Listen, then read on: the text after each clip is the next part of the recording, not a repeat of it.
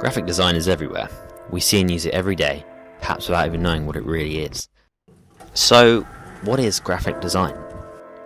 Simply, graphic design is about communicating. Communicating to inform, to educate, to persuade.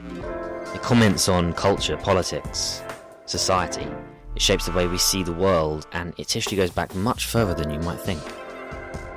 Cave paintings in Indonesia date back to about 40,000 BC. They show the development of modern humans, and perhaps they mark the origins of visual communication, highlighting man's ability to observe.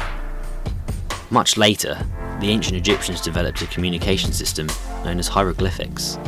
Its combination of logographic and alphabetic elements originate from old pottery and tomb carvings. In 1200 to 1500 BC, the first verified alphabet was created, known as the Phoenician alphabet. Is the most ancient example of writing in alphabet form. It derives from the ancient Egyptians' hieroglyphics and was a widely used writing system, particularly by merchants. In 150 BC, the Chinese invented the oldest precursor to modern paper. 1,300 years later, a German artisan by the name of Gutenberg developed the first printing press to use movable type. This new press began the printing revolution, whereby the mass production of books became easier, cheaper, and much more widely accessible. Posters circulating around the outset of World War I were becoming much more effective. The pointing finger, used famously by Alfred Lear in his 1914 We Need You campaign, or the clenched fist seen in propaganda throughout the 1920s, showed that visual communication was becoming much more effective and much more widespread. The 1917 art movement Dutch style professed abstraction and a reduction in form and colour, perhaps informing Henry Beck's famous 1933 underground map design.